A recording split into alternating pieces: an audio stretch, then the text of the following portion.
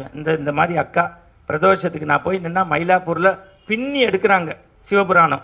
நமச்சிவாய வாழ்க, நாதன் தாழ் வாழ்க, இமைப்படுத்தும் என் நெஞ்சில் நீங்காதான் தாழ் வாழ்க. அக்கா சாமி இங்கே என்ன தெரியும், வீட்டுக்காரர் வாங்கி கொடுத்த செருப்பு அங்கே இருக்கு அப்படிங்குது. 400 ரூபா செருப்பையே நம்மளால பற்ற துறக்க முடியலையே, உண்மையா இல்லையா? எது இந்து தர்மம்? நம்ம பேசிட்டு சார், உலகத்திலேயே ஸ்கூட்டரில் போகும்போது பிள்ளையாருக்கு பிளைங் கிஸ் கொடுக்கக்கூடிய ஒரே இனம் நம்ம இனம் தான் சார். இவன் என்ன மோடியோடைய கை குலுக்க போறான்? நின்று சாமி கும்பிட்டு போ அப்படின்ட்டு போவான். நமக்கு 5 முறை தொழுகணும்னு அவசியம் இல்லை, சண்டே சர்ச்சுக்கு போகணும்னு இல்லை. முடிஞ்சா சாமி கும்பிடு, இல்லைன்னா வீட்டில் இரு. நீ கேட்குறப்பெல்லாம் கடவுள் வந்து இந்த மாதிரி. இன்னொன்று, கொடுப்பினை இருந்தால் தான் ஒருத்தன் இந்துவா பிறக்க முடியும்.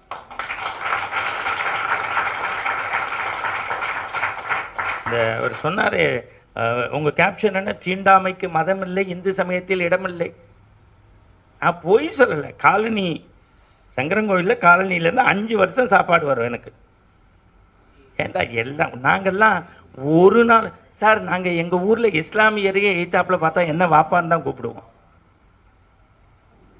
இது நல்லதை பேச சார். நான் முதல்ல இங்கே உள்ள எல்லாருக்கும் சொல்கிறேன், அந்த அம்மா கோபி இட்டுருக்கு, அதுக்கே ஒரு கைத்தட்டு கொடுங்க. இந்த அம்மா யாருன்னே தெரில, கையெடுத்து கும்பிட்ற மாதிரி இருக்கு.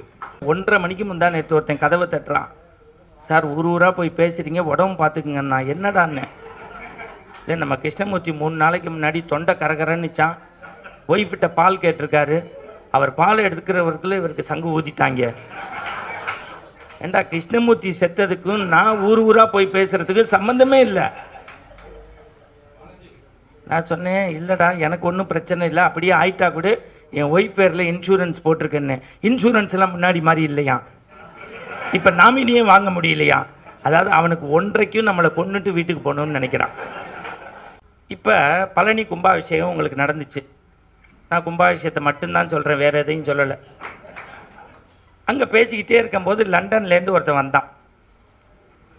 பழனியை சாமி கும்பிட்டோன்னே எங்கே போவோன்னு உங்களுக்கு தெரியும். ஒரு கடைக்குள்ள போனோம். அங்கே திருநீர் பஞ்சாமிரதம் இருந்தது. எல்லாத்தையும் வாங்கினவன் அந்த திருநீர் டப்பாவை எடுத்து மேலையும் கீழையும் பார்த்தான். கடைக்காரன் பாவம், நம்ம தடா பெரியசாமி சார் மாதிரி, என்ன பார்க்குற ஓயின்னா. இல்லை, எங்கள் ஊர், நாங்கள் லண்டன்லேருந்து வரோம், எது வாங்கினாலும் எக்ஸ்பைரி டேட்டு பார்ப்போம், இதில் போடலையேன்னா.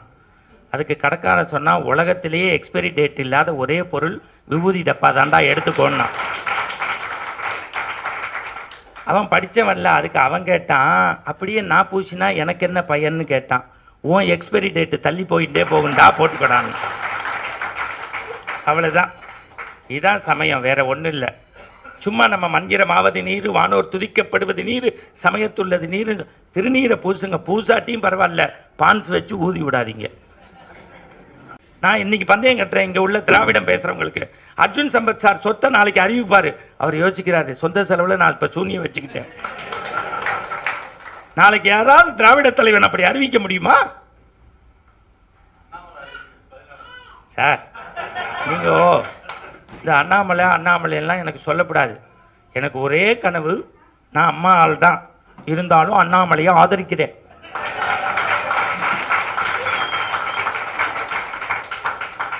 அண்ணாமலை மாதிரி ஒருத்தர் குச்சி எடுத்தாதான் இங்கே சில பேர் கணக்கை கரெக்டாக காட்டுவாள். சார், ஒரு குழந்தை காசை வாயில் போட்டான். டாக்டர் வந்து எடுத்து பார்த்தாரு, எடுக்க முடியல. சித்த வைத்தியர் எடுத்து பார்த்தாரு, முடியல. ஊர் பஞ்சாயத்து தலைவர் எடுத்து பார்த்தாரு, எடுக்க முடியல. டக்குன்னு ஒருத்தன் வந்தான், தலையில் இப்படி தட்டினா காசு கீழே விழுந்துச்சு. அந்த அம்மா ஆச்சரியமானுச்சு, நான் இன்கம் டேக்ஸ் ஆஃபீஸர், எங்கே தட்டினா எங்கே விழுகுன்னு எனக்கு தெரியும்னுச்சு. அந்த மாதிரி இப்போ அண்ணாமலை குச்சியை எடுத்திருக்கார், எங்க தட்டினா எங்க கணக்கு வரும்னு அவருக்கு தெரியும். இப்போ எல்லா ஏழரையும் என் வாயிலேருந்து வாங்கி வர வச்சுட்டீங்க. அண்ணாமலை தர்மம் பேசுறாரு, உண்மை பேசுறாரு. அந்த புல்லட் ட்ரெயின் மாதிரி போயிட்டு இருக்காரு. நம்ம ஊர்ல ஒருத்தன் புல்லட்ல ஏறி ட்ரெயின்ல போயிட்டு இருக்கான். அதெல்லாம் நீங்க தடை போடவே முடியாது.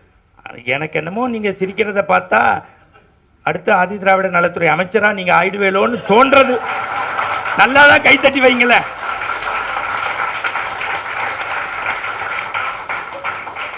அர்ஜுன் சம்பத் சாருக்குலாம் அதெல்லாம் கிடையாது. சுத்தப்படுத்துறதுக்காக இந்து சமய அறநிலைத்துறை.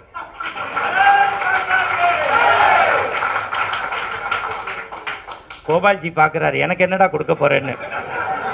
நீங்க எல்லாம் உண்மையான ஆலோசகர் சார். இதுல என்ன சந்தோஷம் தானே. நீங்க நல்லா உண்டை கட்டி கூட இங்க வழி கிடையாது. கடலூர்ல மாநாட்டில் உண்மை. இப்ப எனக்கெல்லாம் நான்லாம் காசு வாங்காம எங்கேயும் போனதே இல்லை. பதறாப்புல, அப்படியே நெஞ்செல்லாம் பிடிக்கிறாப்புல. சார் இந்த கூட்டத்தில் பேசுறதுக்கு லட்சத்தை கொடுத்துட்டு பேசலாம் சார். போதுண்டா. எவ்வளவு வருஷமா உலகத்திலே இந்திய வரைபடத்தில் நீங்க பாருங்களேன், தமிழ்நாடு மட்டும்தான் தனிச்சு இருக்கோம், ஏமாத்திக்கிட்டே இருக்கான். இங்கே உணர்ச்சி, ஜாதி, மதம், இனத்தை காட்டி எல்லாத்தையும் பிரிக்கிறான். நான் கண்டிப்பாக சொல்கிறேன், கோச்சுக்காதீங்க, தைரியமாக போடுங்க. நீங்கள் 2024 மே மாதம் தமிழ்நாடு ஆதரிச்சாலும் ஆதரிக்காட்டியும் 350 சீட்டுக்கு மேலே வந்து அறுதி பெரும்பான்மையோட மோடிஜி தான் ஆட்சி அமைப்பார். சத்தியம். ட்ரெயினில் ஏறுறவன் ஏறிக்கே இல்லாதவன் விழுந்து போ. சார் சீனா நேற்றுக்கு ஊடுருவல் சார், போய் தடுத்துட்டோம் சார். நம்ம ஈவன் டிவி பார்த்துட்டு பக்கோடா சாப்பிட்டு ஐபிஎல் கிரிக்கெட் மேட்ச் பார்த்து அட மானங்கட்டவனே, இதை விட்டுட்டோம் அதை விட்டுட்டோங்கிறான். முடியுதா? பாகிஸ்தான்ல 10 வருஷமா பேச்சே காணுமே சார். நீங்க யதார்த்தத்தை பேசுங்க சார். கீரை கட்டிக்காரி இப்ப சிரிக்கிறா சார். தமிழ்நாட்டில் 2 ஃபோன் வச்சிருக்கா, வேணும்னு ஒன்று வேண்டான்னு ஒன்று, எல்லாம் கூகுள் பேல போடுறாங்க சார்ங்கிறான். உண்மை, சத்தியம். இந்த தேச தலை நிமிர வேண்டாமா? உலக நாடுகள்லாம் வரைபடத்தில் இருந்தது, நம்ம மட்டும் திரைப்படத்தில் தானே இருக்கோம். அதுவும் தமிழ்நாட்டில் திரைப்படம் எல்லாரும் எடுக்க முடியாது. ஐயோ அதுவா வருது.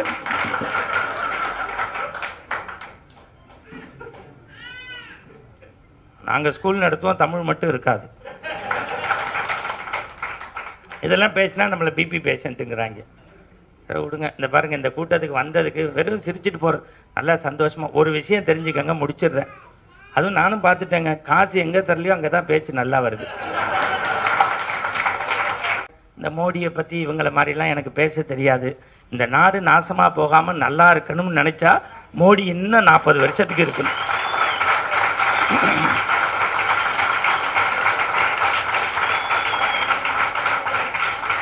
அதை பற்றி யார் பேசணும்னா, இந்த எக்மோரில் அவர் சொல்கிற மாதிரி ஆந்திராவை தாண்டாதவன் பேசக்கூடாது. பிப்ரவரி 2ஆம் மாதத்துலேருந்து மார்ச் 3ஆம் மாதம் வரைக்கும் நியூயார்க்கு, சான் பிரான்சிஸ்கோ, டாலஸ், அட்லாண்டா போயிட்டு வரேன். 9 மாநிலங்களில் போய் பேசுகிறேன். அவங்க அங்கே உள்ள இந்தியர்கள் சொல்கிறாங்க, நேருவுக்கு பிறகு ஒரு கம்பீரமான, ஒரு தைரியமான, நெஞ்சை நிமிர்த்தி இந்திய தேசத்தினுடைய பாரம்பரிய பெருமையை காக்கக்கூடிய மோடியால் மட்டும்தான் நாங்கள் நிம்மதியாக இருக்கோம்.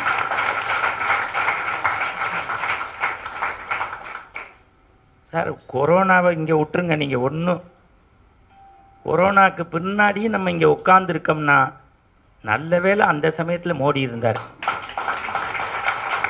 இதெல்லாம் நீங்கள் சாதாரண விஷயத்தை கொண்டு போய் மக்கள்கிட்ட சேருங்க சார். பக்கத்து ஸ்ரீலங்கா குப்புறப்படுத்திட்டான். பாகிஸ்தான் என்ன நடக்க போகுதுன்னே தெரியல சார். எல்லாம் மோடி என்ன கிழிச்சார்னு கேட்குறவனுக்கு ஒன்று கேளுங்க. இந்த உக்ரைன் வார் நடந்த போது இந்த பிள்ளைங்களை காப்பாற்றி கொண்டு வந்தானே, அங்கே இந்து பார்த்தாரா, இஸ்லாமியர் பார்த்தாரா, கவுண்டர் பார்த்தாரா, மதுரையார் பார்த்தாரா, செட்டியர் பார்த்தாரா, ஐயர் பார்த்தாரா? உலகத்தில் எந்த நாட்டிலையும் அப்படி நடக்கலைன்னு பத்திரிக்கை எழுதுறா சார். ஆனால் எங்கள் ராமகிருஷ்ணா மடத்துக்கு நீங்கள் வரமாட்டீங்க. எங்களுக்கு வேலை இருக்கும், அப்போ நாங்கள்லாம் வேலை இல்லாதவோ. இதை பேசினா மணிகண்ட பிபி பேஷண்ட் போடா. உங்கள்கிட்ட சொரிஞ்சு விருது வாங்குறத விட தினமலரில் செய்தி வர்றது பெருசுன்னு நினைக்கிற வேண்டாம்.